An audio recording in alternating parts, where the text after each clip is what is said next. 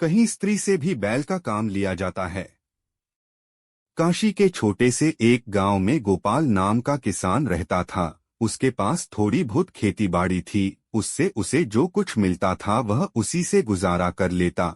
वह कभी भी किसी के सामने हाथ नहीं फैलाता था। संयोग की बात है, एक दिन गोपाल का एक बैल मर गया। बेचारा किसान काफी परेशान हो गया। जुताई का समय था, खेत को जोतना जरूरी था। समय निकल जाने के पश्चात खेत जोतने से कोई लाभ नहीं होता। एक बैल के मर जाने से उसके पास ही एक ही बैल बचा।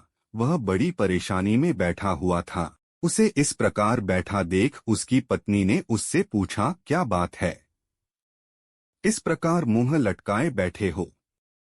गोपाल ने कहा, अरे क्या बताऊं, जुताई का समय है। एक बैल के मर जाने से एक बैल से खेत जोतना असंभव है। इसी चिंता में बैठा हूं।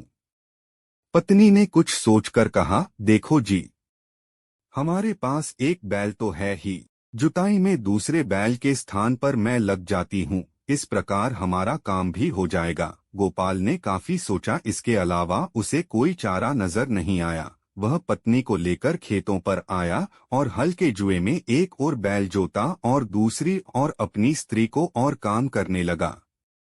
अचानक उसी समय उस राज्य का राजा अपने रथ में उधर से गुजर रहा था। उसकी निगाह खेत पर काम कर रहे गोपाल पर पड़ी, जिसने हल के जुए में एक तरफ बैल और दूसरी तरफ स्त्री को जोत रखा था। राजा को यह देखकर बड़ा आश्चर्य, साथ ही दुख भी हुआ। वह अपने रथ को रोककर गोपाल के पास जाकर बोला, यह तुम क्या कर रहे हो? गोपाल ने निगाह उठाकर उसकी ओर देखा और बोला, मेरा बैल मर गया है और मुझे खेत जोतना जरूरी है। राजा ने कहा, भले मानस, कहीं स्त्री से भी बैल का काम लिया जाता है?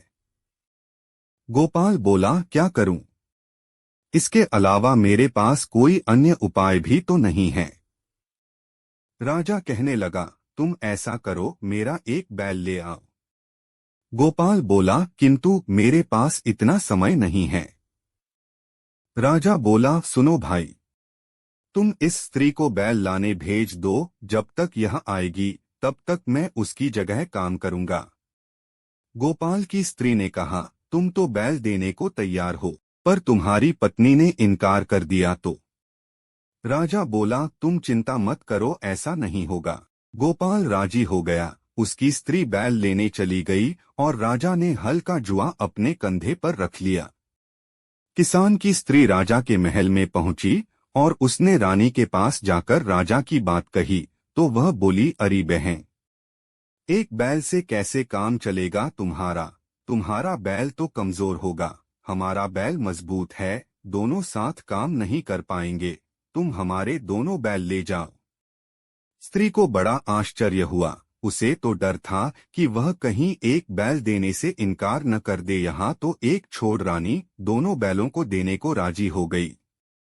स्त्री दोनों बैलों को साथ लेकर आई और पूरे खेत की बुवाई हो गई। कुछ समय पश्चात फसल हुई। गोपाल ने देखा तो वह आश्चर्य में पड़ गया। सारे खेत में अनाज पैदा हुआ है, किंतु जितनी जमीन पर राजा ने हल चलाया था और उसका पसीना बहा था, इतनी जमीन पर मोतियां उगी थी। यह सच्ची मेहनत का फल था। जहां राजा अपनी प्रजा की भलाई के लिए अपना पसीना बहाता है, वहां ऐसा ही फल प्राप्त होता है।